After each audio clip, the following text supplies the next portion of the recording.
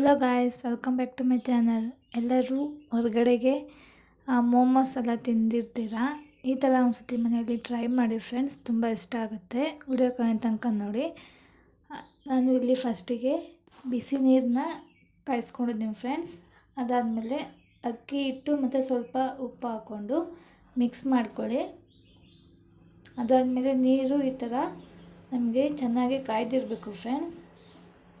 ಈಗ ನಮಗೆ ಎಷ್ಟು ಬೇಕೋ ಅಷ್ಟು ನೀರು ಹಾಕ್ಕೊಂಡು ಈ ಒಂದು ಸ್ಪೂನ್ ಸಹಾಯದಿಂದ ಈ ಥರ ಮಿಕ್ಸ್ ಮಾಡ್ಕೊಬೇಕು ನೋಡಿ ಫ್ರೆಂಡ್ಸ್. ಈ ಥರ ನಮಗೆ ಪರ್ಫೆಕ್ಟಾಗಿ ಮಿಕ್ಸ್ ಆಗಬೇಕು ಫ್ರೆಂಡ್ಸ್. ಅದು ಸ್ವಲ್ಪ ತಣ್ಣಗಾದ್ಮೇಲೆ ನೀವು ಕೈಯಲ್ಲೇ ಮಿಕ್ಸ್ ಮಾಡ್ಬೋದು ನೋಡಿ ಫ್ರೆಂಡ್ಸ್. ಈ ಥರ ಬಂದಿರಬೇಕು. ಈ ಥರ ಇಷ್ಟು ಕನ್ಸಿಸ್ಟೆನ್ಸಿಲಿದ್ದರೆ ನಿಮಗೆ ಪರ್ಫೆಕ್ಟಾಗಿ ಇದೆ ಅಂತೇಳಿ. ಚೆನ್ನಾಗಿ ನೀವು ಒಳ್ಳೆ ಮಿಕ್ಸ್ ಕೊಡಬೇಕು ಫ್ರೆಂಡ್ಸ್. ಇದಕ್ಕೆ ಒಂದು ಹಾಫ್ ಆನ್ ಅವರ್ ಪ್ಲೇಟ್ ಮುಚ್ಚಿಕ್ಕಿ, ಅದು ಹಾಫ್ ಆನ್ ಅವರ್ ಅಷ್ಟೊತ್ತಿಗೆ ಅದು ಕರೆಕ್ಟಾಗಿ ರೆಡಿಯಾಗಿರುತ್ತೆ. ನಾವು ಈ ಕಡೆಗೆ ಸ್ವೀಟ್ ಮೋಮೋಸ್ಗೆ ಬೇಕಾಗಿರೋಂಥ ರೆಸಿಪಿನ ಮಾಡ್ಕೊಳ್ಳೋಣ. ಫಸ್ಟಿಗೆ ಕಡಲೆ ಬೀಜನ ರೋಸ್ಟ್ ಮಾಡ್ಕೊತಾ ಇದ್ದೀನಿ. ಈ ಥರ ರೋಸ್ಟ್ ಮಾಡ್ಕೊಂಡು ಆದಮೇಲೆ ಸ್ವಲ್ಪ ತಣ್ಣಗಾಗ್ಬಿಡಿ ಫ್ರೆಂಡ್ಸ್. ಅದಾದಮೇಲೆ ನೀವು ಬೆಲ್ಲನ ರುಬ್ಕೊಬೇಕು. ಕಡಲೆ ಮತ್ತು ಕಡಲೆ ಬೀಜನ ಸ್ವಲ್ಪ ದಪ್ಪ ಥರ ರುಬ್ಕೊಬೇಕು. ಅದಾದಮೇಲೆ ನೀವು ಕಾಯಿ ತುರಿನ ಹಾಕ್ಕೊಬೇಕು ಫ್ರೆಂಡ್ಸ್. ಕಾಯಿ ತುರಿ ಹಾಕ್ಕೊಂಡಾದ್ಮೇಲೆ ಸ್ವಲ್ಪ ಗಸಗಸೆ ಹಾಕ್ಕೊಂಡು ಕ್ಲೀನಾಗಿ ಮಿಕ್ಸ್ ಮಾಡ್ಕೊಳ್ಳಿ. ಸ್ವಲ್ಪ ದಪ್ಪ ಇರೋ ಬೆಲ್ಲ ಏನಾದರೂ ಸಿಕ್ಕಿದ್ರೆ ಹಂಗೆ ತೆಗೆದುಬಿಡಿ ಫ್ರೆಂಡ್ಸ್. ನೀವು ಬೆಲ್ಲನ ಕ್ಲೀನಾಗಿ ಪೌಡ್ರ್ ಥರ ಮಾಡ್ಕೊಬೇಕು. ಚೆನ್ನಾಗಿ ಮಿಕ್ಸ್ ಮಾಡಿ ಆದಮೇಲೆ ಫ್ರೆಂಡ್ಸ್ ಈ ಥರ ಕ್ಲೀನಾಗಿ ಮಿಕ್ಸ್ ಮಾಡಿರಬೇಕು. ಸ್ವೀಟಿಂದ ಆಗಿದೆ ಫ್ರೆಂಡ್ಸ್. ಈಗ ಖಾರಕ್ಕೆ ಬೇಕಾಗಿರೋ ನೋಡೋಣ.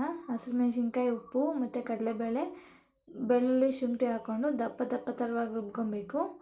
ಅದಾದಮೇಲೆ ನಾನು ಕೊತ್ತಂಬರಿ ಸೊಪ್ಪು ಮತ್ತು ಸಬ್ಸಿಗೆ ಸೊಪ್ಪನ್ನ ಈ ಥರ ಸಣ್ಣದಾಗಿ ಕಟ್ ಮಾಡ್ಕೊತಾ ಇದ್ದೀನಿ. ಆದಮೇಲೆ ಈಗ ನಾವು ಒಂದು ಬಾಣಲಿಗೆ ಹಾಕ್ಕೊಂಡು ಕ್ಲೀನಾಗಿ ಮಿಕ್ಸ್ ಮಾಡ್ಕೊಬೇಕು. ಕಾಯಿ ತುರಿ ಮತ್ತು ರುಬ್ಬಿರೋ ಅಂಥ ಮಸಾಲೆ, ಸಬ್ಸಿಗೆ ಸೊಪ್ಪು ಮತ್ತು ಕೊತ್ತಂಬರಿ ಸೊಪ್ಪು ಹಾಕ್ಕೊಂಡು ಕ್ಲೀನಾಗಿ ಮಿಕ್ಸ್ ಮಾಡ್ಕೊಳ್ಳಿ ನೋಡಿ ಫ್ರೆಂಡ್ಸ್. ಈಗ ನಮಗೆ ಸ್ವೀಟು ಮತ್ತು ಖಾರ ಎರಡೂ ಕೂಡ ರೆಡಿಯಾಗಿದೆ. ಹಸಿಟ್ಟನ್ನ ಕಲಸಿರ್ತೀವಲ್ಲ, ಅದನ್ನು ಈ ಥರ ಕ್ಲೀನಾಗಿ ನೀವು ತೊಟ್ಕೊಬೇಕು. ತೀರಾ ತೆಳ್ಳಗೂ ತೊಟ್ಟಬೇಡಿ, ತೀರಾ ದಪ್ಪಗೂ ತೊಟ್ಟಬೇಡಿ. ಒಂದು ಮೀಡಿಯಮ್ ಸೈಜಲ್ಲಿ ನೀವು ನೋಡಿ ಫ್ರೆಂಡ್ಸ್ ಇಷ್ಟಿರಬೇಕು. ಈಗ ನಾವು ಇದರೊಳಗಡೆಗೆ ಸ್ವೀಟ್ ಮಾಡಿರ್ತೀವಲ್ಲ, ಸ್ವೀಟ್ ರೆಸಿಪಿದು, ಅದನ್ನು ಇದರೊಳಗಡೆಗೆ ಸ್ಪೂನ್ ಸಹಾಯದಿಂದ ನಿಮಗೆ ಅದು ಎಷ್ಟು ಹಿಡಿಯುತ್ತೋ ನೋಡಿ ಹಾಕ್ಕೊಂಡು ಕ್ಲೀನಾಗಿ ಫೋಲ್ಡ್ ಮಾಡ್ಕೊಬೇಕು ಫ್ರೆಂಡ್ಸ್. ಅದು ಓಪನ್ ಆಗಬಾರ್ದು, ಆ ಥರ ಫೋಲ್ಡ್ ಮಾಡ್ಕೊಳ್ಳಿ ನೋಡಿ ಫ್ರೆಂಡ್ಸ್. ಈ ಥರ ಕ್ಲೀನಾಗಿ ಫೋಲ್ಡ್ ಮಾಡ್ಕೊಬೇಕು ನೋಡಿ ಫ್ರೆಂಡ್ಸ್. ಈ ಥರ ಫೋಲ್ಡ್ ಮಾಡ್ಕೊಬೇಕು. ಈಗ ನೆಕ್ಸ್ಟ್ ಇನ್ನೊಂದು ಮಾಡ್ಕೊಳ್ಳೋಣ. ನಾನೀಗ ಸ್ವೀಟ್ ಮಾಡಿದಾಗಿದೆ, ಈಗ ಖಾರದ್ದು ಮಾಡ್ತಾಯಿದ್ದೀನಿ ನೋಡಿ ಫ್ರೆಂಡ್ಸ್. ಈ ಥರ ಒಂದೇ ಇದು ಅಳತೆ ಒಳಗೆ ನೀವು ಮಾಡ್ಕೊಬೇಕು ನೋಡಿ ಫ್ರೆಂಡ್ಸ್. ಈ ಥರ ಕ್ಲೀನಾಗಿ ಫೋಲ್ಡ್ ಮಾಡ್ಕೊಳ್ಳಿ ನೋಡಿ ಫ್ರೆಂಡ್ಸ್. ನಾನು ಯಾವ ಥರ ಫೋಲ್ಡ್ ಮಾಡ್ತೀನಿ ಅಂತೇಳಿ ನೀವು ಅದೇ ಥರನೇ ಫೋಲ್ಡ್ ಮಾಡಿ. ಅವಾಗ ನಿಮಗೆ ಅದು ಓಪನ್ ಆಗೋದಿಲ್ಲ. ಈ ಥರ ಮಾಡಬೇಕು ಫ್ರೆಂಡ್ಸ್.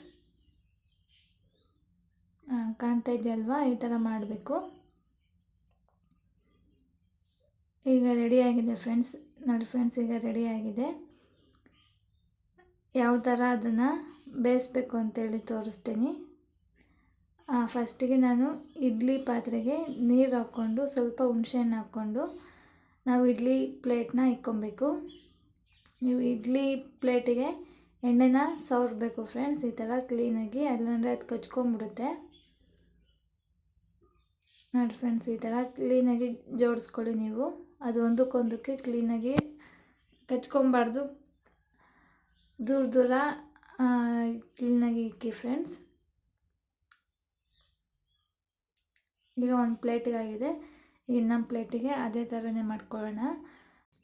ಫ್ರೆಂಡ್ಸ್, ಸ್ಕೂಲಿಂದ ಮಕ್ಕಳು ಬಂದಾಗ ಅವ್ರಿಗೇನಾದರೂ ತಿನ್ಬೇಕು ಅನ್ನಿಸ್ತಾ ಇರುತ್ತೆ. ಆವಾಗ ನೀವು ಈ ಥರ ರೆಸಿಪೀಸ್ನ ಮಾಡಿಕೊಟ್ರೆ ಅವ್ರು ತುಂಬ ಇಷ್ಟಪಟ್ಟು ತಿಂತಾರೆ ಮತ್ತು ತುಂಬ ಹೆಲ್ದಿಯಾಗೂ ಕೂಡ ಇರುತ್ತೆ.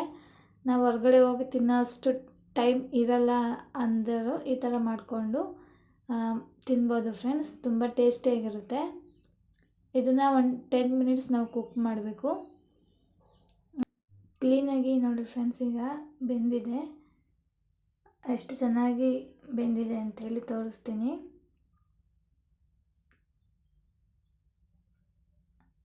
ಫ್ರೆಂಡ್ಸ್, ಸ್ವೀಟ್ ಇಷ್ಟಪಡೋರಿಗೆ ಸ್ವೀಟು, ಖಾರ ಇಷ್ಟಪಡೋರಿಗೆ ಖಾರ ಅಂತೇಳಿ ಎರಡೂ ಕೂಡ ನಿಮಗೆ ನಾನು ಶೇರ್ ಮಾಡಿದ್ದೀನಿ.